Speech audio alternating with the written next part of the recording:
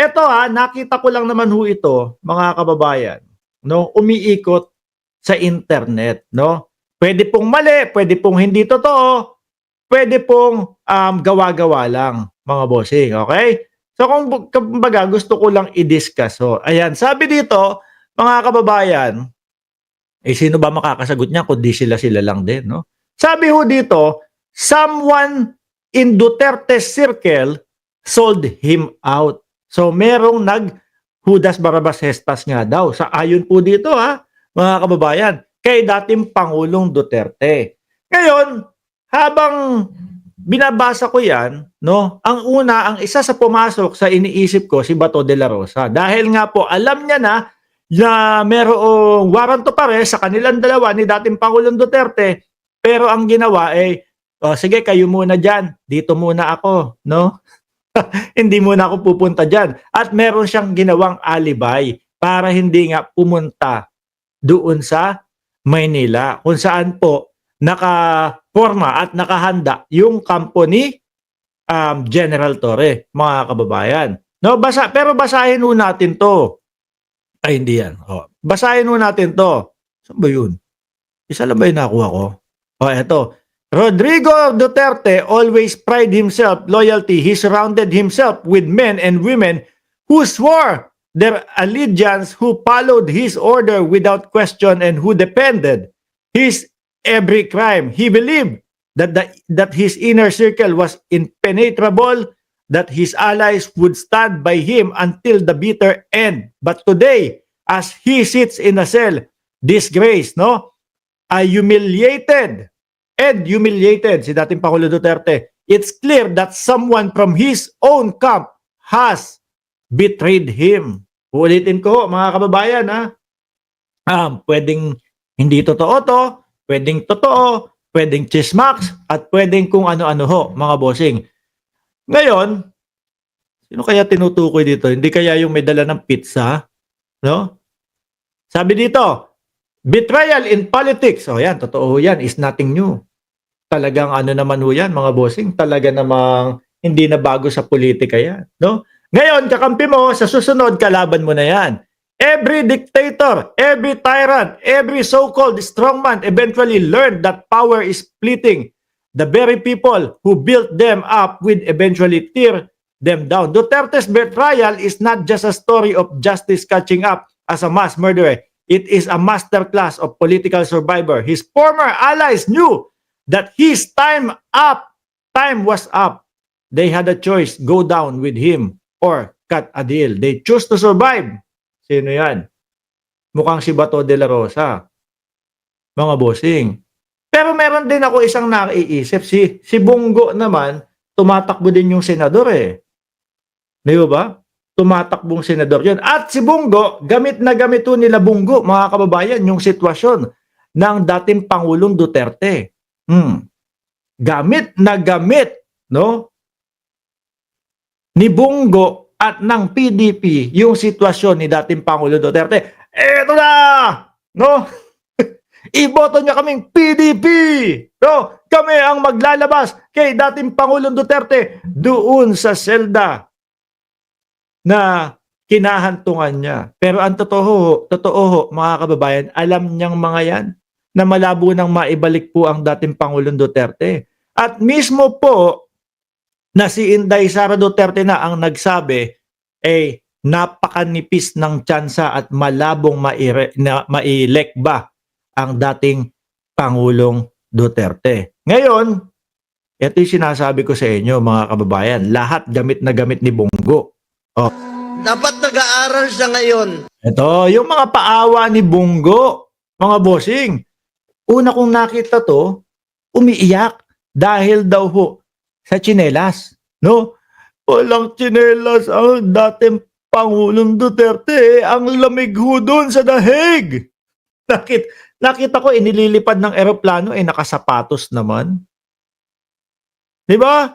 Nakita ko inililipad ang dating Pangulo nakasapatos naman ho, mga kababayan. Sabi ni Bernadette Ocuno, kahit kapatid ni PBBM, si Amy, kung hindi naman siya kinakampihan. Ano yan? at ipinagtatanggol sa halip ay kinakalaban pa siya, dapat lang alisin na sa alyansa si Amy. Pakinggan ho natin si Bongo muna mga boss ha. Alam nyo, bilib ako kay Kitty. Sa murang edad na 20, dapat hindi siya kasama sa politika. Dapat nag-aaral. Bakit lagi nga yan, no? Simulat sa pool pa naman kasama na ng dating pangulo si si Kitty. Oh, di ba? siya ngayon. Pero sinama siya sa dumi ng politika. Tinawag Hindi, kaya lang naman nababanggit si Kitty, mga kababayan, dahil nga po doon sa di ba? Sa pagtataray niya doon sa mga kapulisan. Nung kinukuha na o nung inaaresto na ang dating Pangulong Duterte.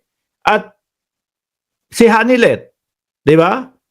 Matagal naman po, simula naman po hindi nasasama si Hanilet eh. Kaya lang, umusok yung Hanilet na yan dahil mga bossing, yung pag ginano na cellphone, boom!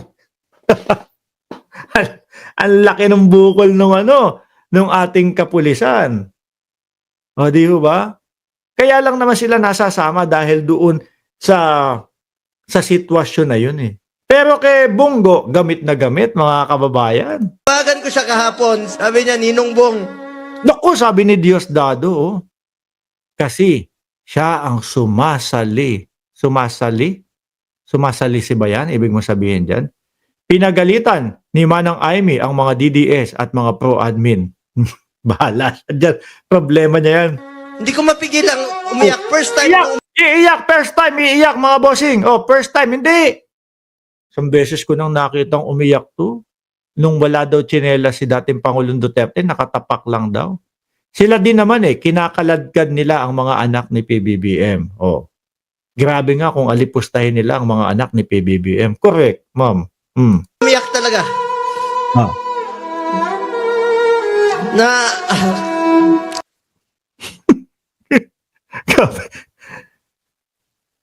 Background music lang ang katapat, mga kababayan. Saan ka pa? Sabi ni Peli Pacheco, paawa effect. Background music, no? Habang umiiyak si Bongo, lagyan mo ng background music na nakakalungkot o nakakaiyak. Baka iboto na ng taong bayan. kausap siya. Sabi niya sa akin, Ninong, ikaw na muna ang tatay ko. Si Bongo muna ang tatay. Anyway, ano na naman si Kitty 20 anyos na din yan. Hindi naman yung tipo bang kailang arugain pa o alagain pa. Hindi na naman ganun, mga kababayan. Diba? Nahalata lang natin sila dito na masyado naman paawa at parang istoryahin naman. Sabi ng mga kapatid, kaibigan natin mga Bisaya, masyado namang istoryahe to. Di ba? Biruin mo, meron niyang mga picture si Kitty na talagang todo mag-party. Hindi natin binabatikos yung pagpa-party niya. Parte ng niya yan. Parte ng pagiging tao niya yan. Di ba? Kaya lang, parang yung paawa ni Bongo, mga kababayan, is yung tipo bang, ako na ang bago ninyong tatay ha. Yung tipo bang pang teleserye na yung pinagsasabihan o yung nagsasabi sa kanya 5 taong gulang o 6 na taong gulang. Bakit? Kasi po nasa harap ng maraming tao. No? Nangangampanya po. Wala na akong tatay. Nandyan pa, Bongo! Grabe ka kay dating Pangulong Duterte. Nandyan pa at pwede nilang bisitahin yun anytime. Kagaya ng ginagawa ni Inday Sara Duterte. Anong walang tatay? Ikaw Bongo, parang gusto mong pumalit na maging tatay agad ha?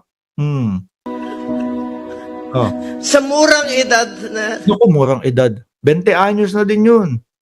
Sabi ni Ma'am Laras Channel o CH, pinatay ang tatay. Hindi pa di ba? Nandun ang dating Pangulong Duterte. Haharap lang sa ICC. Pwede, pero pwede nilang bisitahin lagi. Di ba? Nandiyan si Mami Peng. Mami Peng. Morning sa'yo. Nandiyan si Mami Peng. Hindi ko nakita. Lumagpas sa ko. Sa mata ko. Tuloy. Pero Oh, Matapang si Kitty, ha? matapang. Sobrang tapang ni Kitty. Bakit matapang? Sabihin mo, ikwento mo sa amin, Bunggo, no? Baka sakali na maiboto ka namin. Sabi niya, Ninong, Oh. be strong. Be straightforward. Oh. Mukhang si Bunggo na talaga ang tatayo, ano? Na tatay kay Kitty. Kitty Duterte. Ito yung panahon Ah. na magkaisa ang Pilipino. Iboboto ka namin. Iboboto ka na ba namin? Magkaisa tayo para kay Tatay Digong. Anak ko, yan na. Yan na nga ho yung palabas nila, mga bossing. Nagamit nila, no? Yung sitwasyon ng dating Pangulo. Iboto nyo kami ang magsasalba kay dating Pangulong Duterte. Minsan hindi mo maiaalis sa isip mo. Sinadya kaya nitong mga ito na ipaaresto si dating Pangulong Duterte since marami sa kanila o may alam na sila na may warrant of arrest na. No, pero may mga nagpauwi pa din kay dating Pangulong Duterte. Para nga naman magmala Ninoy Aquino ang datingan. Naalala nyo ho, mga kababayan, nung panahon ho nung Ninoy Aquino, di ba, namatay si dating Senador Ninoy Aquino doon sa tarmac. Tapos siya namang lakas ng kandidatura, no? Ni Cory Aquino, mga bossing. Siguro iniisip nila mag-aalaga nun ho yung kanilang kandidatura, pero sorry talaga. Mukhang hindi ho sila hindi ho sila pinapaniwalaan ng tao, no? Ang paniwala pa din hanggang ngayon ng taong bayan para daw ho silang pinabili lang na suka. Di ho ba?